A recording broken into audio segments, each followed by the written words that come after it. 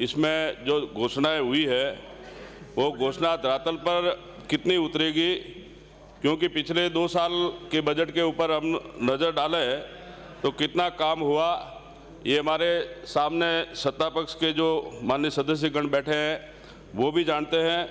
मुख्यमंत्री जी ने अपने इस बजट भाषण में कहा है कि 2020-21 में 23,750 करोड़ का राजस्व घाटा है और राजकीय घाटा 47,652 करोड़ होने का अनुमान है, जो राज्य के सकल घरेलू उत्पादन का 4.11% रहने की संभावना है।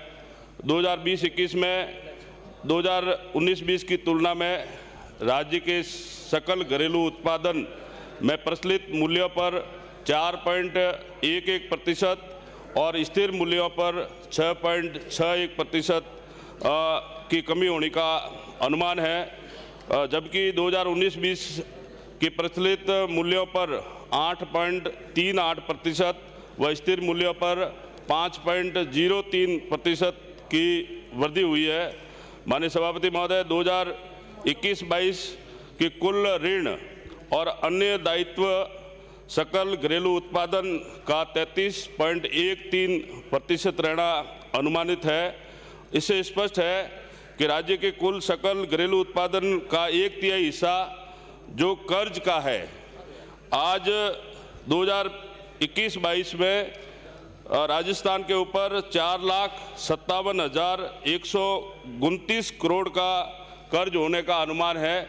ये हमारे लिए बहुत ही चिंता का विषय है और राजस्थान की जनता पर, राजस्थान की सरकार पर हर साल 28,360 करोड़ रुपया ब्याज देना पड़ रहा है। इसमें सरकार किसी भी स्तर पर कोई कॉम्प्रोमाइज नहीं कर सकती। 19-20 का हम आंकड़ा देखें, प्रति व्यक्ति की आय थी 1,15,492, जो 20-21 में घटकर 1,09,386 रुपये हो गई। 5.29% की कमी आई है। ये तथ्य और आंकड़े राजस्थान की वित्तीय प्रबंधन की दशा और दिशा को दर्शाता है, जो कि राज्य की वित्तीय दृष्टि को खोखला कर रहे हैं। ये दुर्भाग्य है कि राज्य की अपनी कोई विनिवेश नीति नहीं है।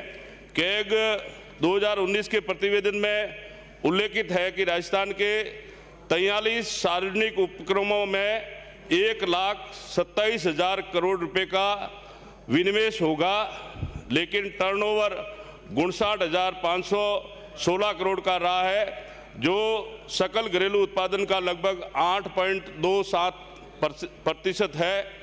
राजस्थान के ऊर्जा के क्षेत्र में जो हमारी ये कंपनियां काम कर रही है, इनकी वित्तीय हालत क्या है पूरा सदन जानता है। और 15 जो हमारी विद्युत कंपनी है, आज उनके ऊपर संचयी घाटा 58,929 करोड़ होने का अनुमान है, जो कुल पूंजीगत विनिवेश 41,886 करोड़ के दुगने से अधिक है। साफ है कि संपूर्ण पूंजी निवेश से ये संचयी घाटे की पूर्ति की जा रही है। कुल मिलाकर प्रदेश घोर संकट की ओर बढ़ रहा है। ऐसी स्थिति में इन बजट घोषणाओं का पूरा होना संभव ही नहीं बल्कि नामुमकिन मुझे लगता है। पिछले 2 बजटों की क्रियान्वित अभी हो नहीं पाई और तीसरे बजट आज जो हम पास करने जा रहे हैं, ये कितना क्रियान्वित होगा ये भविष्य के गर्त ही बताएगा। माननीय सभापति महोदय, अध्यक्ष महोदय, मुख्यमंत्री जी हमेशा केंद्र सरकार को कोसते हैं और कहते हैं कि केंद्र सरकार हमको जीएसटी का रिफंड नहीं दे रही है, केंद्र सरकार हमको सहायता नहीं दे रही है, वगैरह वगैरह हमेशा सुन रहे हैं। लेकिन सरकार के पास जो उपलब्ध है उस पे सभापति महोदय कोई ध्यान नहीं दे रहा है। 2019 के बजट के पैरा 203 नंबर में बजट में एमनेस्टी स्कीम लाकर व्यापारियों को ब्याज, शांति विलंब शुल्क में राहत देकर प्रकरणों का निस्तारण करने की घोषणा की थी। 2 साल बाद आपने इस बजट में फिर इसी घोषणा को दोहराया है।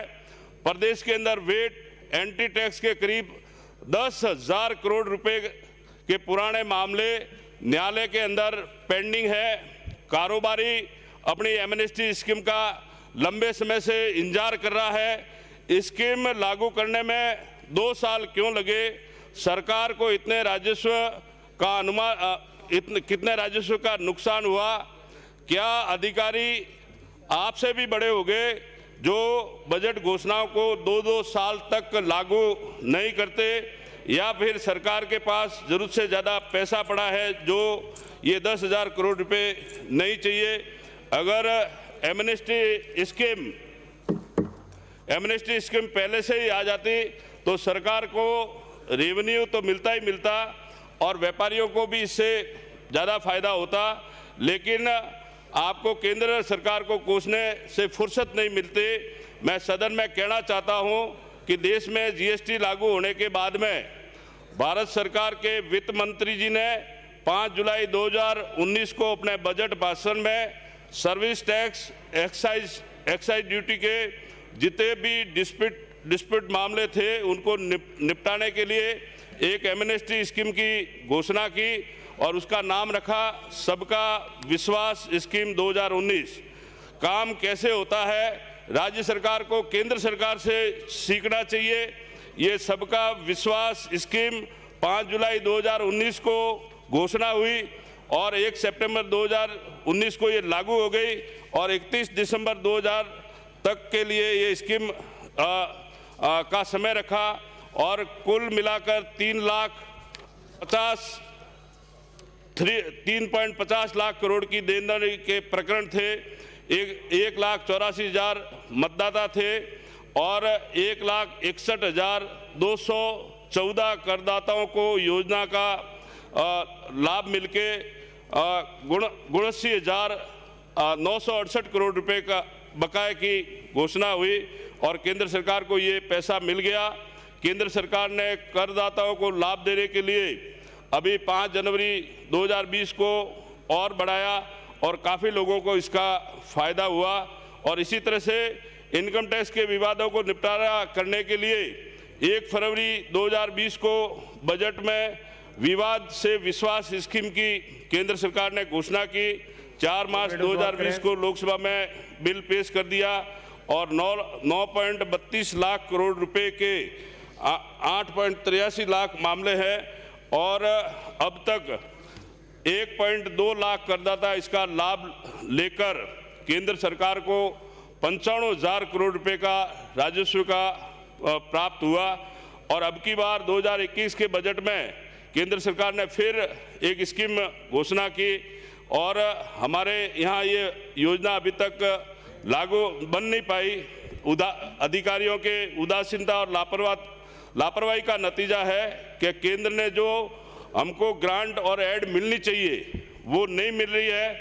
उसका कारण ये है कि अधिकारी जितनी भी सरकारी योजनाओं के काम है और जितने भी टारगेट दिए जाते हैं उनकी यूसीसीसी समय पर सबमिट नहीं करते हैं और उस कारण से केंद्र सरकार से ये पैसा नहीं मिल रहा है। लेकिन आप अधिकारियों की लापरवाही का ठीकरा केंद्र सरकार के ऊपर फोड़ना चाह रहे हो, ये राजस्थान की जनता जानती है। मैं पूछना चाहता हूं कि केंद्र सरकार ने आपको काम करने के लिए कोई रोका है या आप क्यों समय पर काम पूरा नहीं कर पाते?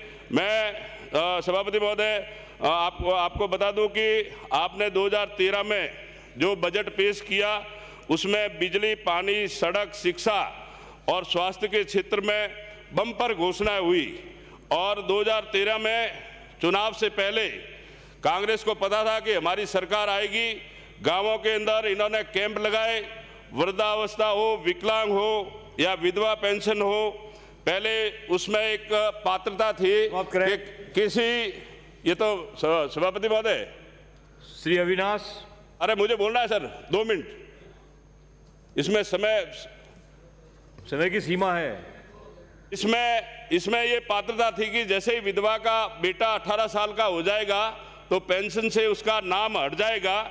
और इन कैंपों के अंदर पता था कि हमारी सरकार आएगी तो 18 साल का राइडर इन्होंने रखा और सरकारी नौकरी में वो खाली लागू हो गई और गांवों में आनंद फानंद में कैंप लगाकर फॉर्म भराए और जो ही पता लगा कि आपकी सरकार किसी कीमत पर नहीं आनी है तो रेवड़ियाँ बांटनी चालू कर दी और जनता ने, राजस्थान की जनता ने कांग्रेस को एक मिनी बस से ज़्यादा सवारी लाइक विधायक भी नहीं भेजे।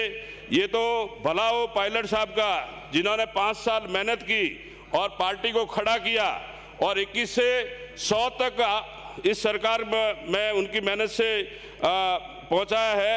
राजस्थान की जनता जो आपका घोषणा पत्र है, आपके घोषणा पत्र में आ गई, जनता आ गई। जनता आज राजस्थान की बेरोजगार पूछ रहा है कि हमको बेरोजगारी भत्ता कब मिलेगा, संविदा कर्मी पूछ रहा है कि हमें कब तक नियमित किया जाएगा, युवा पूछ रहा है कि हमको कब तक नौकरी मिलेगी, किसान पूछ रहा है कि कब तक ऋण माफ होंगे और बच्चे पूछ रहे हैं कि स्कूल कब तक जो स्कूलें बंद की थी वो कब चालू होगी और किसान पूछ रहा है कि बिजली की दरें कब आप कम करोगे। आम आदमी पूछ रहा है कि पेट्रोल और डीजल पर वेट कब कम होगा। व्यापारी आज पूछ रहा है एमनेस्टी स्कीम कब आएगी। कर्मचारी पूछ रहा है कि हमारी वेतन की विसंगति कब दूर होगी। गरीब मजदूर पूछ रहा है कि हमारी न्यूनतम मजदूरी का निर्धारण कब होगा, मजदूर और कल्याण कार्ड बोर्ड कब होगा। ये सब माननीय सभापति महोदय, मैं राजस्थान वित्त विधेयक 2021 को 6 महीने जनमत जानने के लिए परिचालित करने की मांग करता हूं। धन्यवाद।